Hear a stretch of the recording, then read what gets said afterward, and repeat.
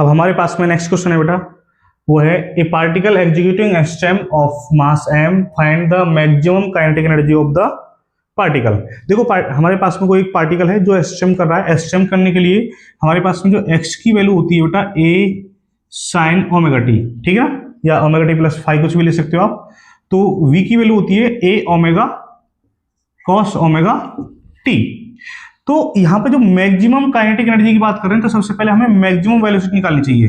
तो maximum velocity के लिए क्या करेंगे बेटा, हम v मैक्स कितना हो जाएगा, a ओमेगा cos जीरो, ठीक है। तो cos जीरो के लिए क्या हो जाएगा, ओमेगा टी की वैल्यू जीरो हो जाएगी बेटा। तो v मैक्स कितना हो जाएगा बेटा, यहाँ पे हमारे पास में a ओमेगा।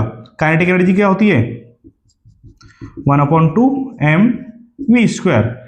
तो कितना हो जाएगा बेटा हमारे पास में 1/2 m a ओमेगा का होल स्क्वायर। तो ये हो जाएगा हमारे पास में 1/2 m a square omega square, ठीक है। अब ओमेगा की वैल्यू होती है 2 पाई n, या लिख सकते हैं 2 पाई f, या लिख सकते हैं 2 पाई न्यू। मतलब फ्रीक्वेंसी जो होती है उसके ये नोटेशन है, किसी को भी आप ले सकते हो, हम 2 पाई n लेते हैं। तो काइनेटिक एनर्जी कितनी हो जाएगी बेटा हमारे पास में 1/2 m a square 2 pi n का होल स्क्वायर, ठीक है।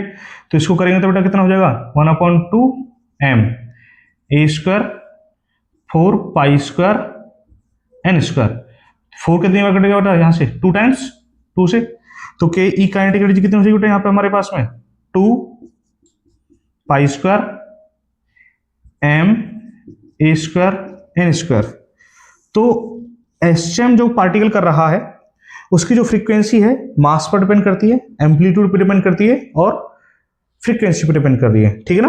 तो काइनेटिक एनर्जी किस पर डिपेंड कर रही है बेटा, kinetic energy is direct equation to m, kinetic energy is direct equation to amplitude का square, kinetic energy is direct equation to n square, ठीक है ना। तो ये फ्रीक्वेंसी है, ठीक है। करिए बेटा।